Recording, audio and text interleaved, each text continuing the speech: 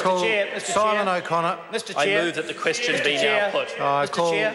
Grant Robertson. Thank you very much, Mr. Chair. I see there's a number of members on this side of the House keen to contribute further on Part 2. This is my first call on Part 2, and I want to focus specifically on Subpart 2 and Clause 39, duty of officers.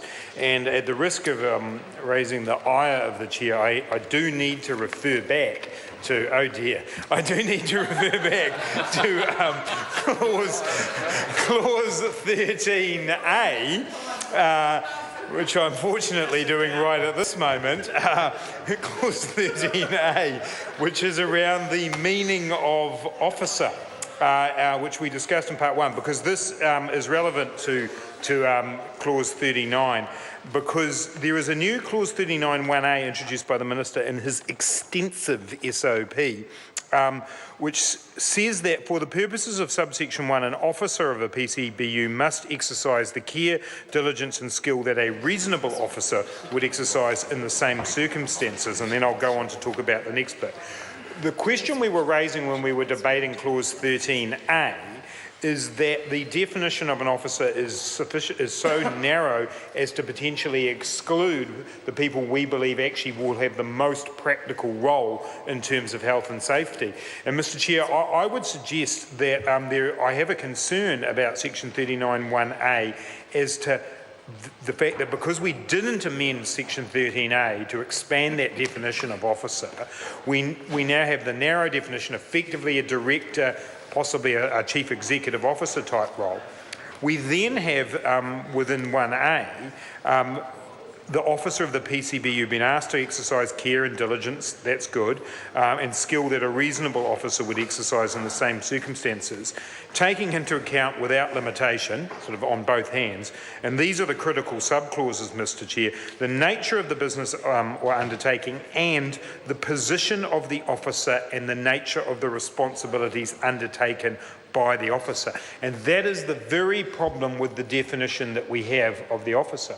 Because if the officer isn't somebody with a direct responsibility, or at least some level of responsibility for health and safety, then if under this clause, it seems to me we could say that due diligence doesn't extend to where it should. It'll stop because we'll say, well, this person, I'll give an example, this person is the CEO, but their job description and the nature of the responsibilities they have put them in a position far removed from where decisions about health and safety are being made.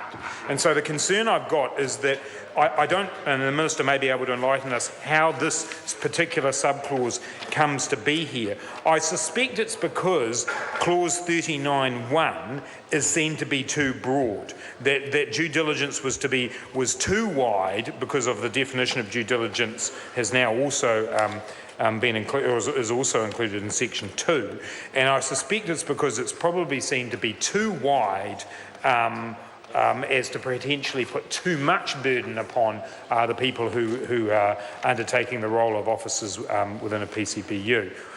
So that's a question for the Minister as to exactly how section 39(1)A has come to be here. I note also that section 39(1)B has been added by the Minister in the SOP. That effectively, as far as I can see, lifts what was section 3 up and moves it to be under 1B. This is the section that effectively exempts members of the governing body of territorial authorities from the exercise of due diligence with regard to council-controlled organisations. And that's interesting, Mr. Chair, because that's the very point that we've been trying to make about the definition of the officer role. Because quite clearly the Act's saying, well, if you're an elected member of a body, are you really responsible for the health and safety within a council-controlled organisation? And so by carving out just those in local government, I think we actually raise a much wider set of issues about who an officer should be. Why are we saying just territorial authority elected officials should be in this? Should we be talking about district health boards? Should we be raising the question of district health boards? Equally elected officers, I'm told this issue was raised at Select Committee about whether or not actually we should be looking at all forms of elected officers within this. You know, I can understand the clause, I can see the point that's been made by it, but I do think it raises the concern that my colleague Ian Lees-Galloway had in his supplementary order paper number 100, Mr Chair. Grant Robertson. Thank you, Mr Chair. That had in his supplementary order paper 100 about the breadth of definition of the term officer. So, you know, I do think it's important, Mr Chair, in subpart 2, as we go on, and I'm going to come in a moment to clause 40, which my colleague Stuart Nash has already mentioned. I want to pick up a couple of those points. But it's important to note that part 2 is a useful part of the bill in that it does go through in quite some detail to explain the way that the PCBUs will work. And I don't think there's any doubt on this side of the House that having clear definitions of what we used to say an employer, but having clear definitions of what it is that a person who is undertaking a business or controlling a business does is a really good and useful thing. So I want to make that clear. But I think in doing so, we have to ensure that we're putting in place something that can in practice work, and I do ask the Minister if he can help us out about why he's lifted out local government elected officials and not other elected officials in that regard. I'm sure it's because there's a, also it would partly be because council-controlled organisations are one step removed, but DHBs also operate commercial arms as well, and so I do think there could potentially be issues for elected DHBs as well. Mr Chair, in the last remaining part of this call, I do want to move on to the remaining sections around what happens under a PCBU, and I actually want to congratulate the committee and the Minister around the fact that they have put in place issues around duties of workers. That is very important. We all know that health and safety does require parties on all sides of the agreement to be active in taking and understanding their duties, and I think that's a useful part of this. But then we come to clause 41, duties of other persons at a workplace. I think all of us know partly what's been alluded to here. Every single member of this House goes on a visit, goes to a workplace and fills out that form at the door and says, yep, I'm here, and if you need to find me, this is who I am, and I've read it. And I would just caution members of Parliament and others who enter workplaces to have a look at clause 41 of the bill, duties of other persons at the workplace. A person at a workplace must take reasonable care for his or her own health and safety, and take reasonable care that his or her acts or omissions do not adversely affect the health and safety of other persons, and comply as far as he or she reasonably able with any reasonable instruction that is given by the PCBU to allow them to comply with this Act. That is implemented in a great variety of ways at the moment in workplaces around New Zealand. And I do think it's important that all of us who go and visit workplaces understand the obligations that are being placed on the PCBUs and on the workers that are there via part 2 of this bill. And take note that clause 41 of the bill actually does extend that out to members of the public who are essentially going there. I do think that there's a lot of caveats in this section: reasonably able, a reasonable instruction. And I think some people might have considered that some of the instructions that they were given when they visited certain work sites seemed a little over the top.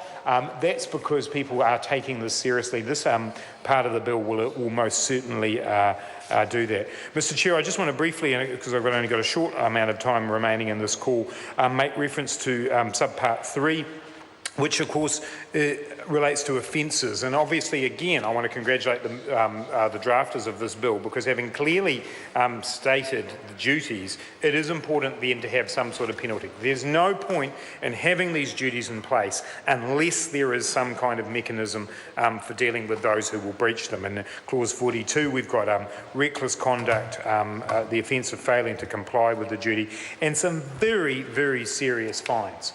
And I think it's important that we highlight those. I'm here looking at clause 42(3), where committing an offence in terms of reckless conduct in respect of duties has terms of imprisonment, fines of not exceeding $300,000, up until fines not exceeding $3 million.